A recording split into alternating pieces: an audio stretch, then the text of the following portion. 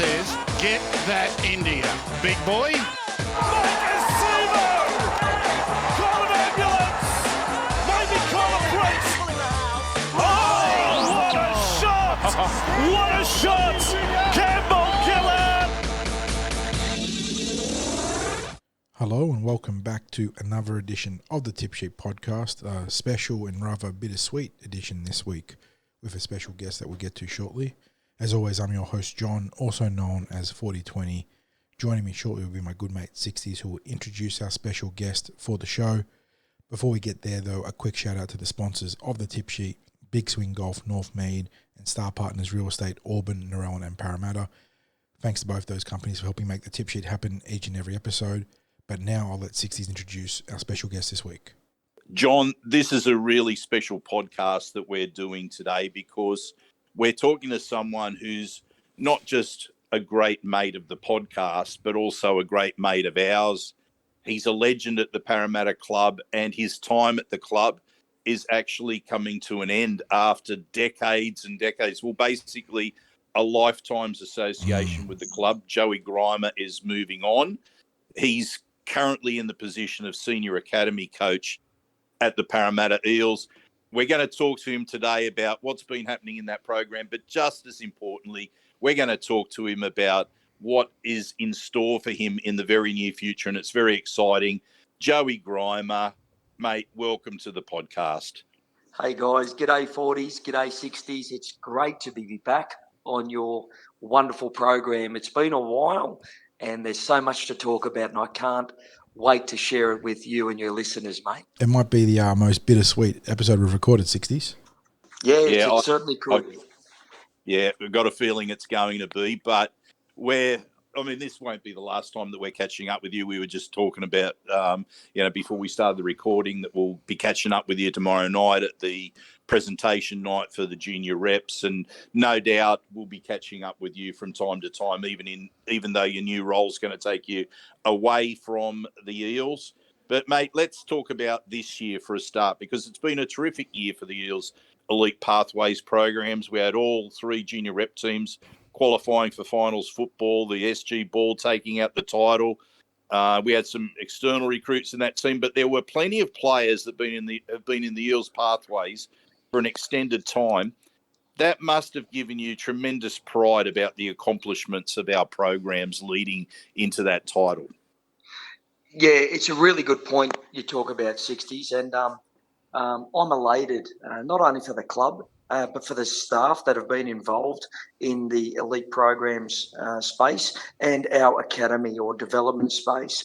A lot of these young men and women have come through our development pathways, and we're going back for these SG Ball players, we're going back 5 or 6 years, and the incremental advancement in their skill and their understanding has just produced this wonderful product in our SG Ball, particularly this year, mixed with some external players, and it just gave us this wonderful foundation or this wonderful formula, which we've avoided for a long period of time, and we were lucky to win that premiership this year. But going back to your question, 60s, it's just such a wonderful feeling for the staff that have given their time voluntarily, the coaches, the managers, the trainers, to get these boys, these young men and young women to where they are today. Yeah, we've spoken with you in the past, Joey, about how massive an undertaking it is in the Parramatta district to look after not just the junior level, but the elite level itself. And yeah, all the auxiliary staff, the coaches, the trainers, the support staff do a wonderful job across all the squads, whether it's the actual representative squads or the talent squads. Couldn't agree more, John. And we're talking upwards of 100 voluntary staff, and we're talking upward of 450 young men and young women from the age of under 13s making their first year in their under 14s development squad, right up to our under 21s Jersey flag squad. So the area we're talking about, the numbers of captured people in those programs are enormous. And I think I've mentioned this to you on previous podcasts, that we are the largest program in any NRL aligned junior club. So it's enormous, and it was always going to take a bit of time until we saw or got the achievements in which we set out for 2, 3, and even 4 years ago. But we're at a stage now where we really understand our under 16-year-olds that most will form our Harold Matthews side in 2023-24. We've got some wonderful under 15s coming through that potentially will be in our Harold Matthews side a year after. So the process now is aligned, and so we're so better off as a club. But it was always going to take a little bit of time to set that up. Yeah, and one of those, another key part of setting things up has been that the Jets program, and you've long been a passionate advocate of the Jets program, and many of that 2022 class advance into an NRL pre-season before returning to the ball and flag squads this year. Can you explain that program to our listeners and why you've championed its place in Eels pathways? Yeah, thanks, 60s. The JETS program, or the acronyms, just stands for Junior Elite Talent Squads, and it's a program where it's probably our blue chip program. Yes, we have Harold Matthews and SG Ball, and we have our development squads and Tasha Gale and Lisa Fiola, but this is the blue chip event, if you like, where we identify a number of players, and those players come in to a environment or an inner sanctum like environment where for 8 weeks they are coached, trained, mentored by full-time NRL staff. So whilst they're getting the excellent detailed coaching from their respective programs, whether it be Harold Matthews or SG Ball, 1 day a week for 8 weeks, they come in and they're treated like an NRL player. It's at our high performance centre at Kellyville. They're instructed and, as I said, mentored by Brad Arthur and his assistant coaching staff. And on the field, from a dynamic point of view, they have access to all the NRL resources and staff. So what they're gaining is that next level of extra detailed coaching to the point where it's high performance based. So it's an acknowledgement that these young men, at this stage it's just men, but we may include females in the future, but it's just giving them a taste of what is required to train at the top level. And one of the things too that I noticed about the program was that involvement with the parents when it comes to like things like food preparation, nutrition, and that sort of thing. So it's not just educating the players themselves, but also the parents about what is required for that next level of player. We found it very important, 60s, and you were privy to one of these presentations in 2018, just before COVID, I believe.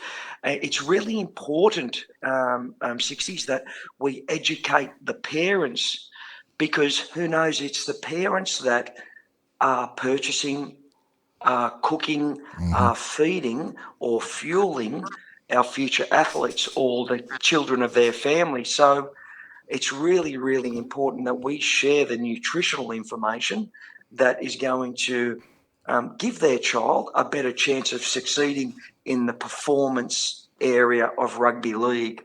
Also, there's the other side, the wellness and welfare.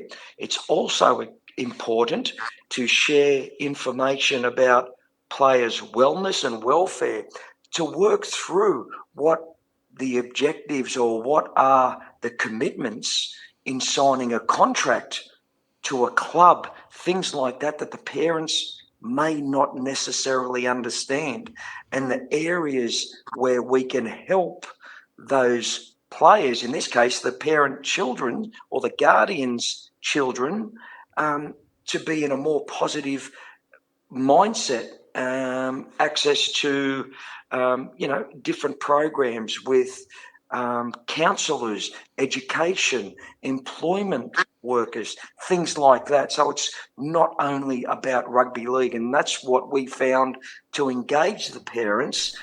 One, you get more buy-in, and two, they acknowledge the genuine care factor that the club is providing for their child, in this case, our players.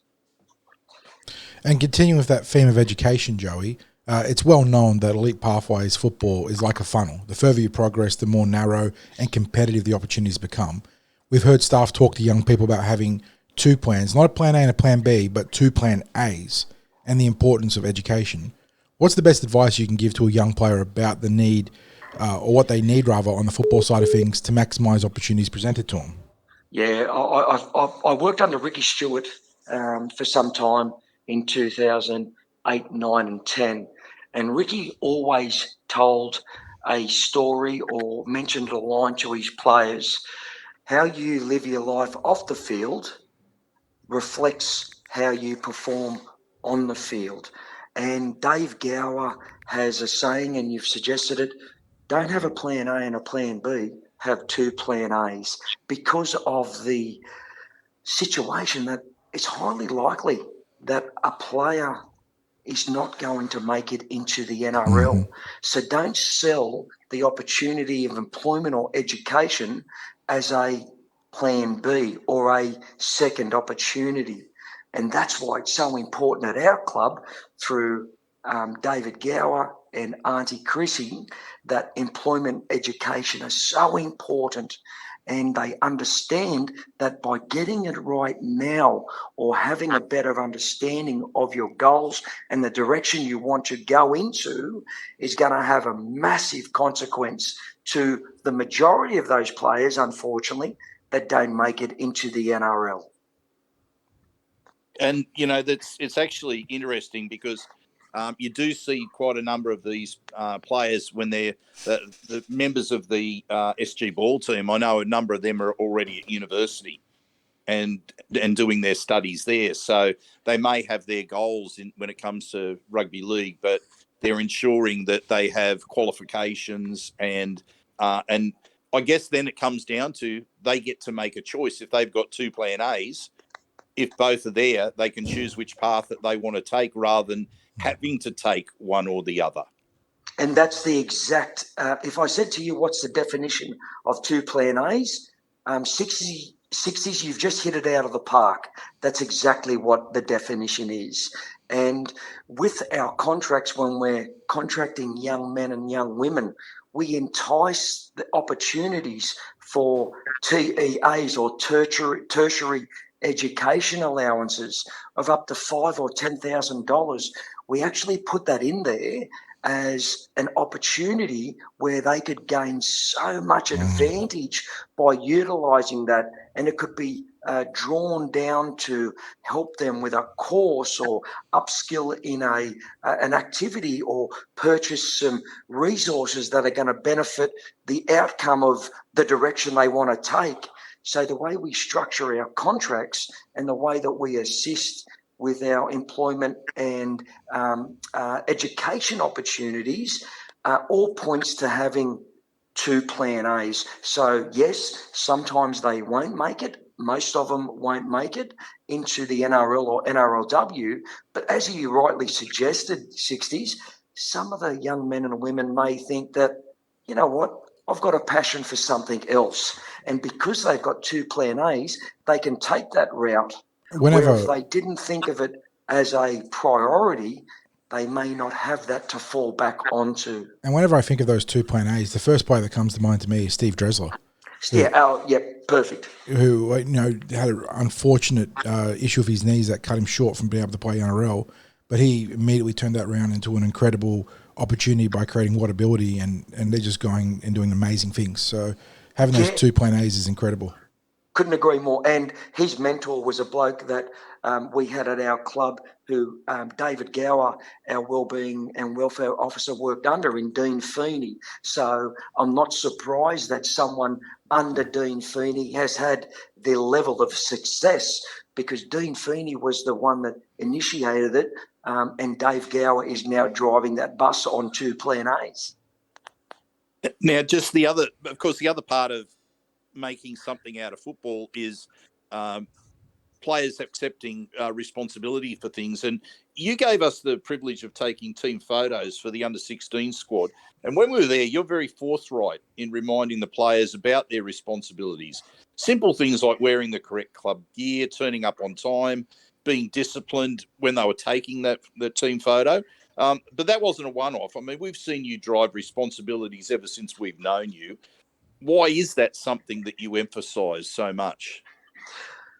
Yeah, it's a really funny one, and I get asked this a lot, 60s, and I could probably narrow it down to these young men and women I consider as close as my kids. I spend so much time with them. So I would not, or I would tell them the same thing that I would tell my son Frank and my daughter Josephine in, looking after their appearance, having the respect and the courtesy of greeting someone or saying goodbye to someone, or having the courtesy of being on time or notifying if you can't.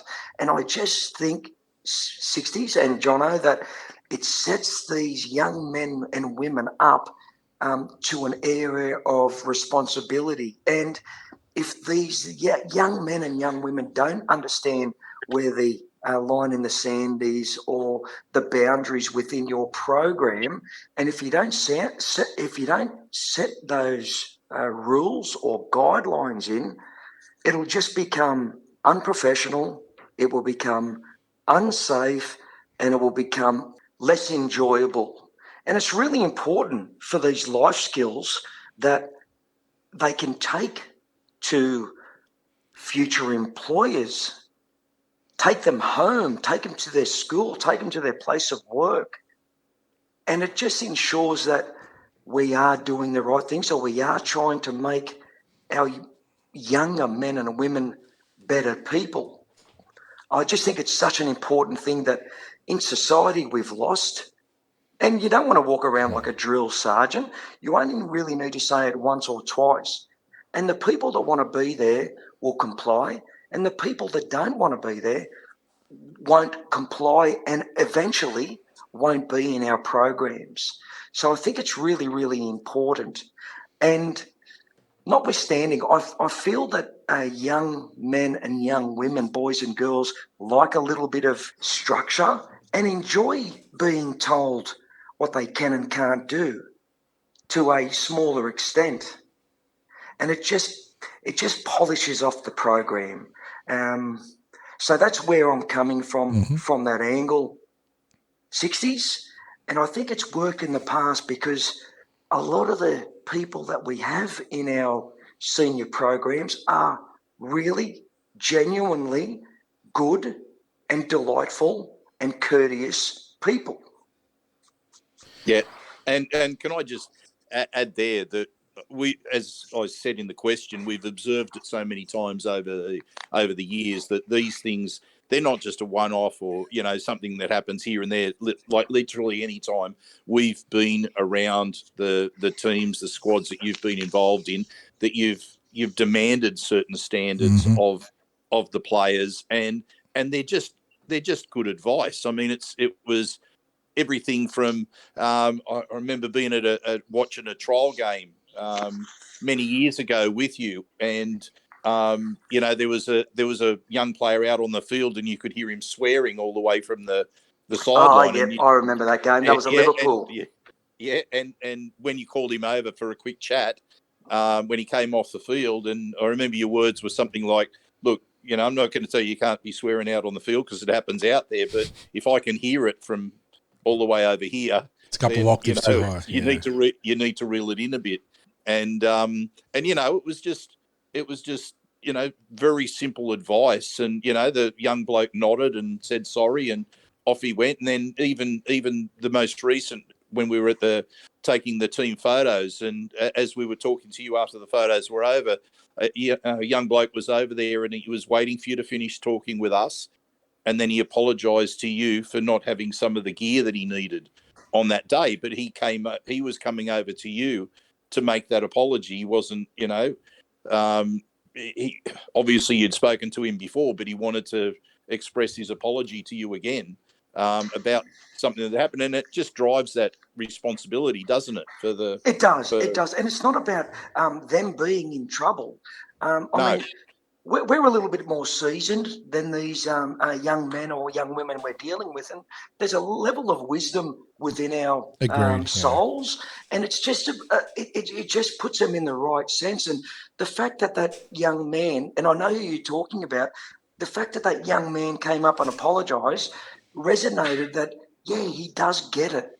And you know what? We all make mistakes and we all forget things. And that young gentleman that was swearing on the field, that's all part of rugby league. And it's just a little bit of making them aware of what's going around so they can be a little bit more focused or, have a better understanding that sure you're going to get angry on the footy field or sure you're going to say something that's not appropriate, but you can do it in different ways. And that just gives me the reassurance that the little things that we're passing on or encouraging our junior athletes with, they're buying into. And I go back to, if you have a look at our younger or our more senior 18, 19, 20-year-old men and women, we've got some outstanding, the best young group of young men and women that we've had for a long time.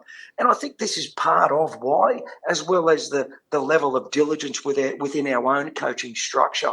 So I really appreciate that question, 60s, and I think it's really, really important to set foundations for the culture, for the better of the culture for the rugby league programs.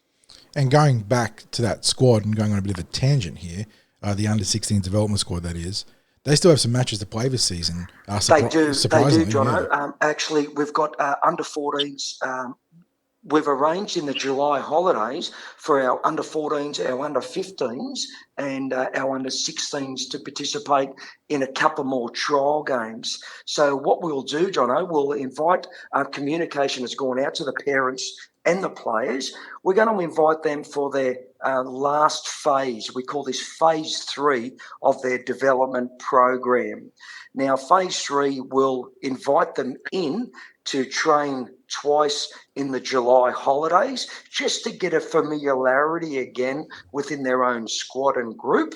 And then we've arranged that the Roosters and the West Magpies will play them in 2 one-off trial games. So that's coming up in the month of July during the school holidays. So this will end at the end of those trial games, Jono. That will finish the development program for 2023. So with our under-16s, they've had 32 training sessions, participated in 3 friendly games, 4 competition non-points game, and then they're going to have another trial game. So this is where I was saying in your podcast previously, or 15, 20 minutes ago, that we know more about our under 16-year-olds and how good or how indifferent or where they're at in comparison to previous Harold Matthews years.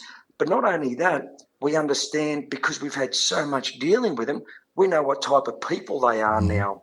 And we've got that with our 15s and our 14s. And that's exactly what I was suggesting before. It takes a lot of time for the process to come to fruition. Now, we've kind of touched on this question indirectly in both this podcast and previous podcasts with you.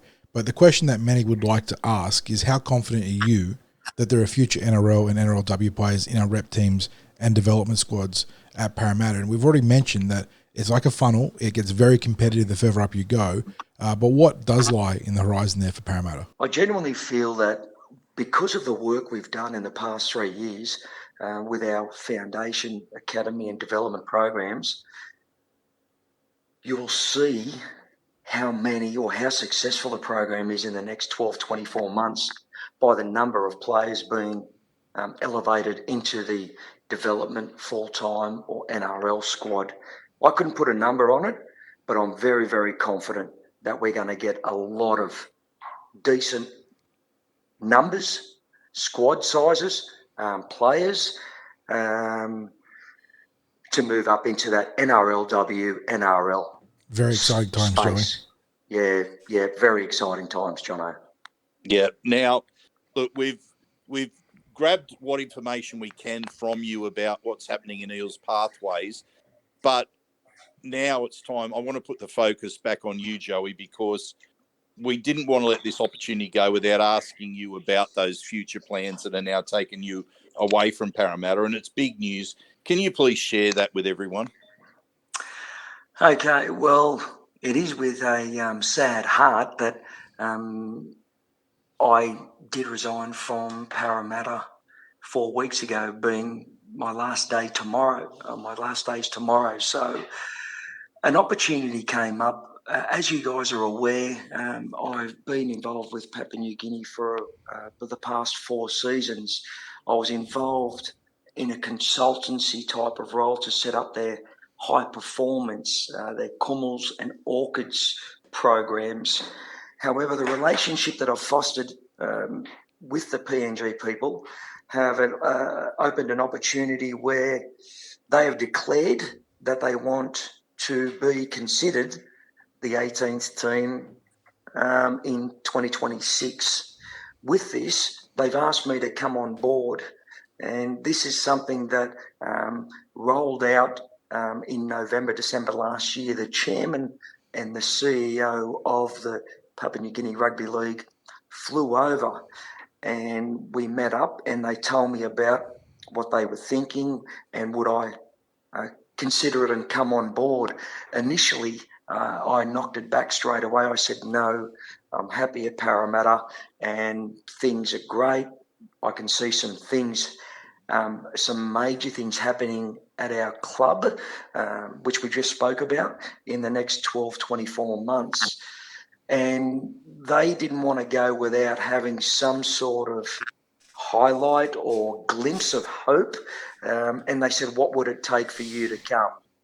And there were some requests that I said, and we spoke about some things. And evidently over the next 2 or 3 months, to and fro, they sending emails and corresponding, and they flew back out.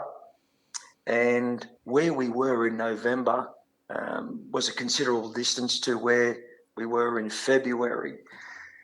So it started to get a bit serious, and they told me about what they wanted me to project, what they wanted me to do.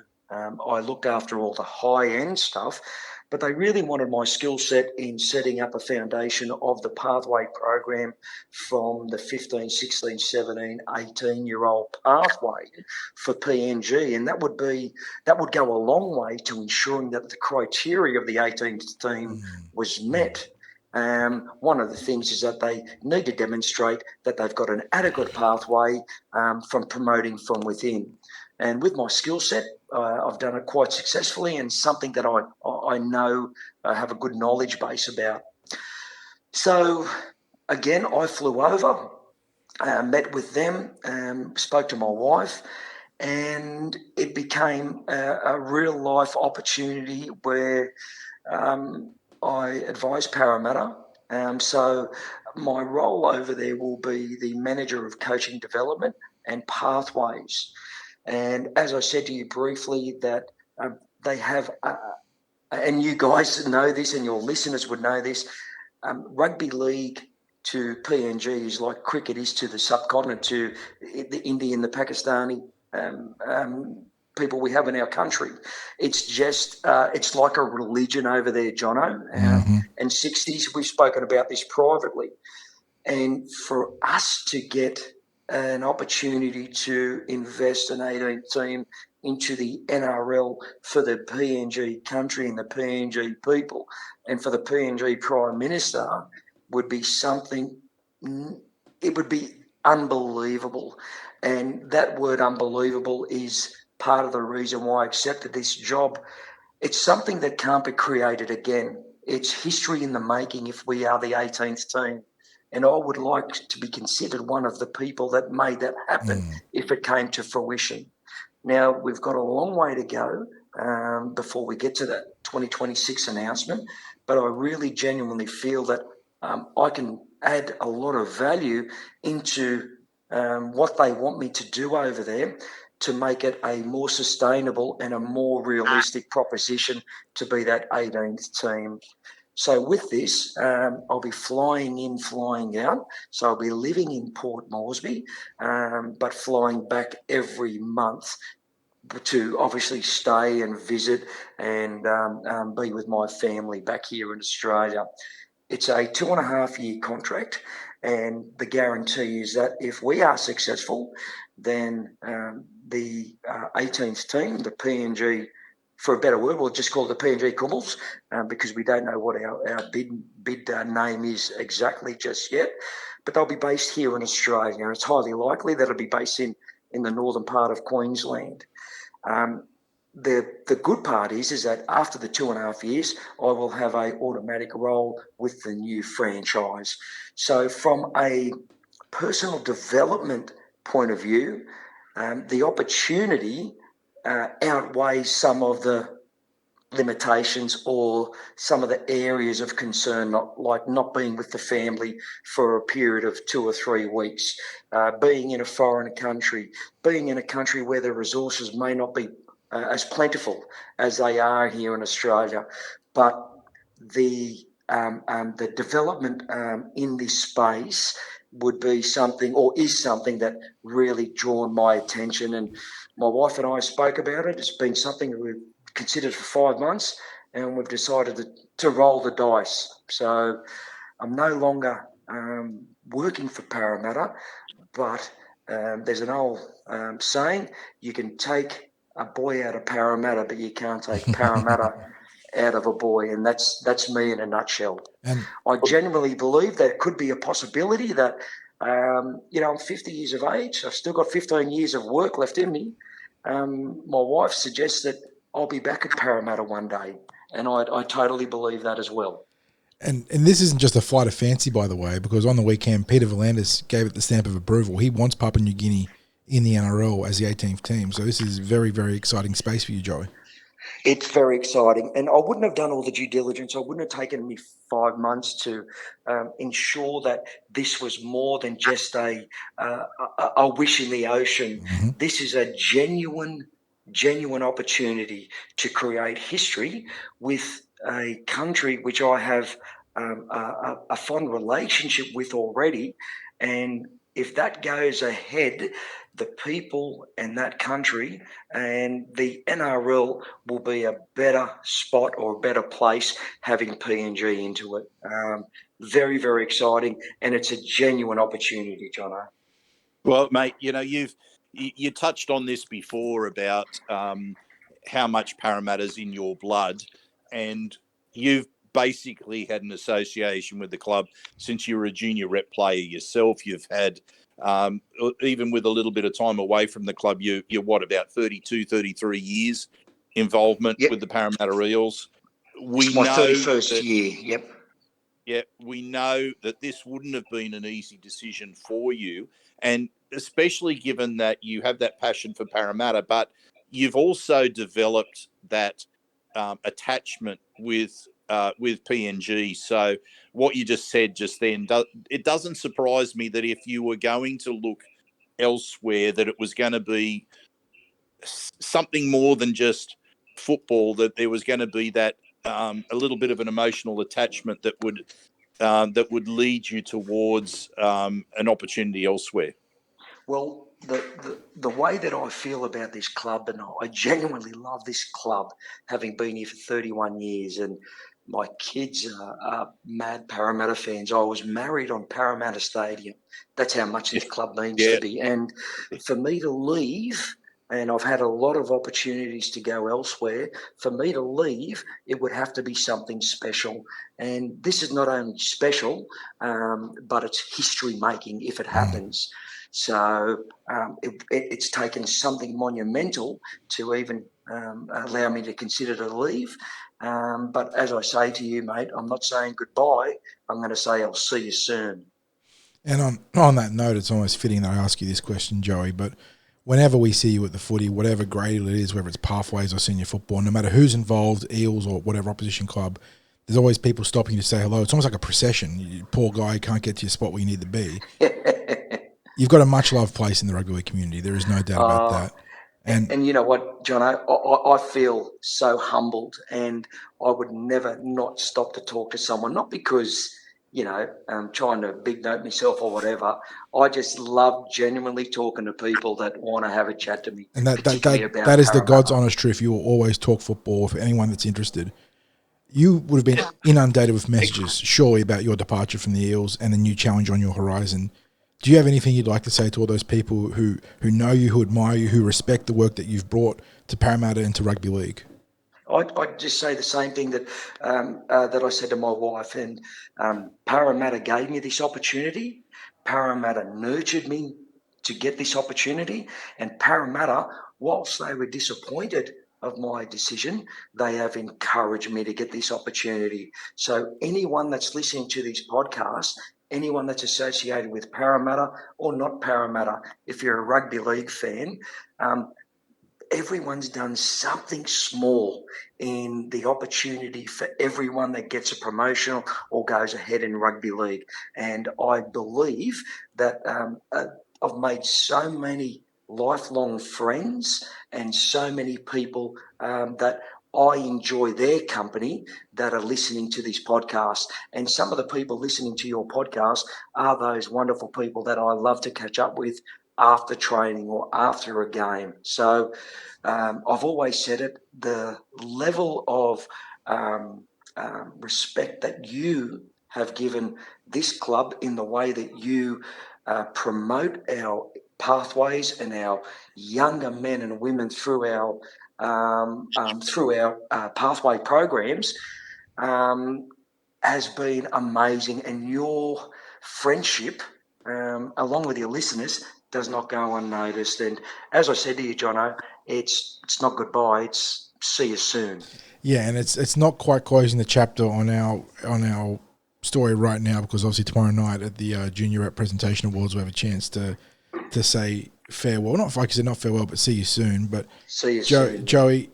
Your time at the club with us has been nothing short of amazing. You've been so sharing and giving of access, of information, of just football knowledge. You've made us better, I suppose, not coaches, you know what I mean, but armchair coaches, I suppose, just by having a chance to talk to you. And I know that everyone in the tip sheet that listens has always seriously appreciated the insight that you bring to the show. So it's like I said, it's one of the most bittersweet moments we've had on the show to say see you soon in that capacity, but we wish you nothing but the best going to PNG and making the 18th franchise in the NRL and carving out an incredible chapter in the history of rugby league.